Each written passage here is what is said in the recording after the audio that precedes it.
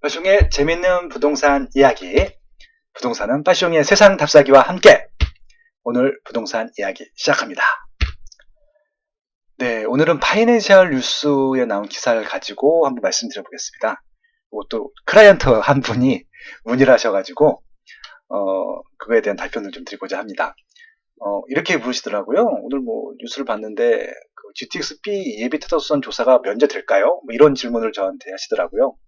근데 그걸 제가 결정하는 그 권한이 있는 사람이 아니잖아요. 제가 알 수가 없는데, 요 파이낸셜 뉴스를 보면서 어느 정도는 좀, 조금은 예측을 좀 해보고자 합니다. 기사를 읽어보니까, 예측을 좀 할 수 있을 것 같기도 하더라고요. 아무튼 기사 제목은, 파이낸셜 뉴스고요. 인천 수건사업 GTX-B 예비 타당성 면제 여부 1월 중 결정이라는 기사였어요.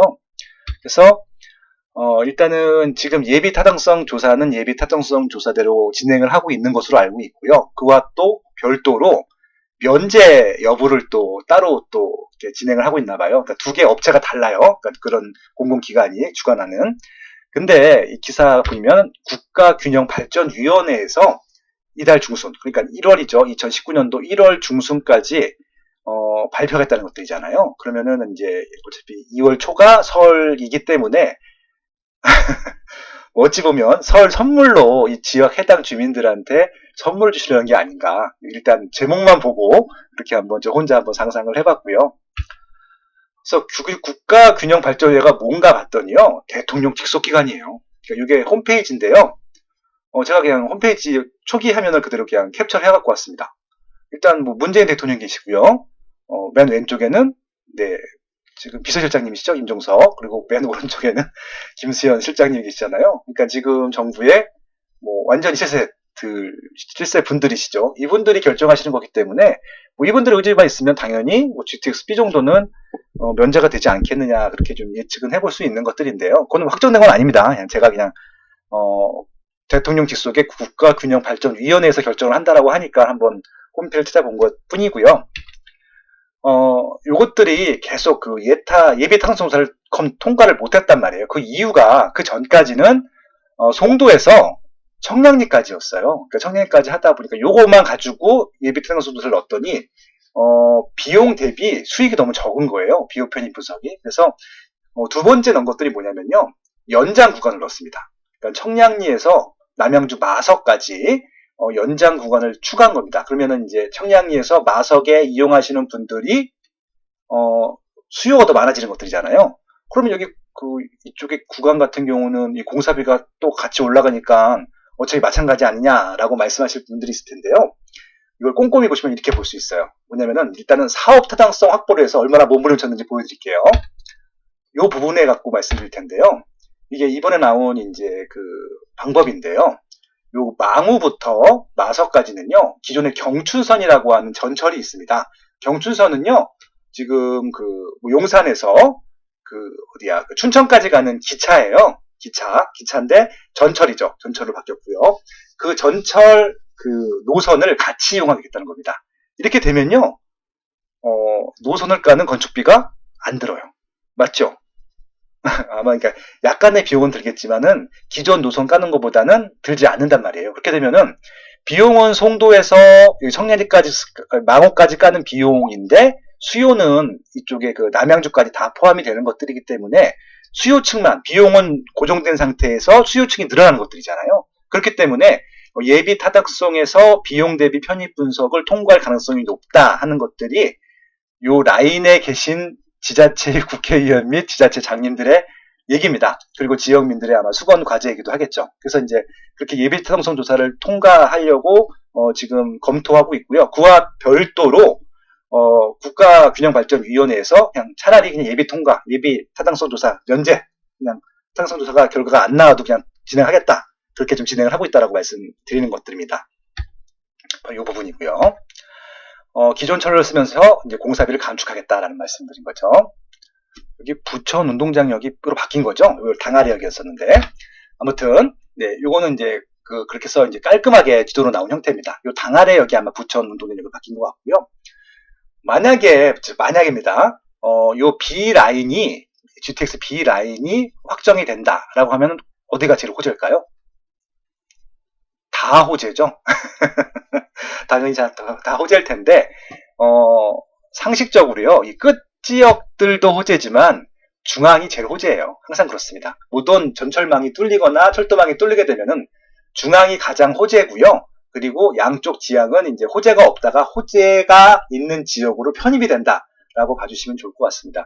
메인은 청량리, 서울역, 용산, 여의도, 신도림 여기까지겠네요. 신도림부터 청량리까지는 기존에도 교통이 좋은 지역인데 더 좋아진다는 것들이잖아요. 최소한 전철역이 하나 있는 지역들이면은 더블 역세권이 되는 것들인데 청량리, 서울역, 용산, 여의도, 신도림의 공통점은 최소한 더블 역세권 지역이었기 때문에 최소한 트리플 역세권 이상으로 발전한다라는 것들이죠.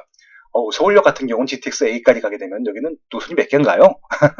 아무튼 다 호재지만 특히 이 중앙 부분들이 호재가 더 높다라고 말씀드릴 수 있습니다. 네. 아이고, 막 넘어가네요. 그리고요, 이게 이제 기존 GTX 노선은 빠를 텐데, 여기 이제 기존 노선을 쓰는 데들은요, 속도가 안 나요. 그래서 아마 속도가 빠르진 않을 겁니다. 그래도 그게 어딥니까? 일단 관통이 통과가 된다는 게 문제죠. 최근에 그 분당선이 그 왕십리에서 청량리까지 연장이 됐는데, 기존 노선을 쓰다 보니까 뭐 편수도 적고 속도 안 나고 여러 가지 문제들이 많긴 하더라고요. 그래도 어딥니까? 그게 거기서 한 번에 강남까지 갈 수 있는 수요가 생겼다는 것들인데요. 마찬가지로 생각합니다. 그리고 여기 수요가 많아지게 되면요, 노선을 새로 깔 거예요. 이제 KTX도 그렇게 처음에는 기존 노선 쓰다가 결국은 KTX 노선을 깔게 됐거든요. 일단은 개통이 되는 게 더 중요하다. 그런 말씀을 드리고 싶습니다. 기사 내용을 조금 더 읽어보고 마무리하겠습니다. GTX, 그러니까 수도권 광역 급행철도 GTX B 노선의 예비 타당성 조사 면제 여부가 이르면 이달 중순 결정될 예정이라고 하는 것들이고요. 대통령 직속의 국가균형발전위원회에서 결정할 예정이라고 합니다. 이 국가균형발전위원회에서는 예타 면제를 검토하고 있는 것들이고요. 예비 타당성, 비용 대비 편익 분석은 기획재정부에서 진행을 하고 있다는 것들입니다. 제가 다른 기관이라고 말씀드렸죠. 그래서 아마 예타 면제가 더 먼저 발표될 것이기 때문에 만약에 예타 면제가 먼저 발표가 되면은 기획재정부는 할 일이 좀 준 거죠. 예, 좀 공무원분들 좀 일 많으실 텐데 할 일이 좀 들어주셨으면 좋겠네요. 그분들도 좀 연말에 설날 연휴 때 좀 쉬실 수 있도록. 사업 예산은 5조 9천억이고요. 굉장히 많은 돈이 투입이 됩니다. 근데 5천 9천억 정도면은 이번에 뭐 세수 많이 올랐잖아요. 뭐 세수 올린 걸로 좀 충분히 많이 보존이 될 것 같습니다. 그리고 이번에 예비 타당성 조사나 이제 이 예타 면제가 조금 더 탄력을 받은 것 중에 하나가요. 기존에 남양주 지역 같은 경우에 수요가 많지 않았잖아요. 이제 많아봤자 몇십만 명이었었는데 왕숙지구 하나가 추가됨으로써 6만 6천 가구가 들어서게 되거든요. 그렇게 되면 4인 가족으로 하게 되면 20만 명이 넘어요.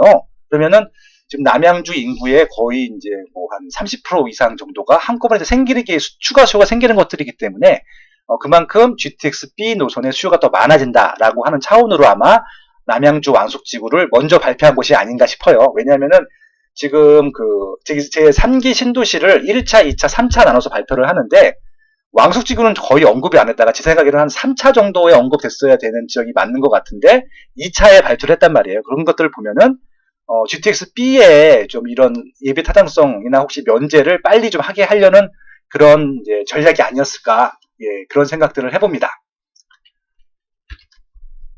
그래서 결국은 경제성도 확보한 것으로 보고 있다라고 하잖아요. 국회에서도. 그래서 그리고 심지어는 국토부에서도 예타 면제를 우선순위로 올린 것으로 안다라고 말했습니다. 근데 이게 만약에 거짓말이면요, 국토부에서 바로 정정 보도 자료를 발표합니다. 이런 얘기 한 적이 없다고. 근데 아직까지도 이런 얘기 한 적이 없다라고 얘기 안 한 거 보면은 얘기한 건 맞다는 얘기겠죠. 거기다가 이낙연 국무총리님께서도 국가 균형 발전에 필요한 예비 타당성 조사를 면제하는 방식으로 여러 가지 사업들을 언급하셨다고 합니다. 이런 것들을 종합적으로 유추해 보면은 예비 타당성 면제 쪽으로 가지 않을까. 그렇게 조심스럽게 예측을 해보는 겁니다. 예, 결론입니다.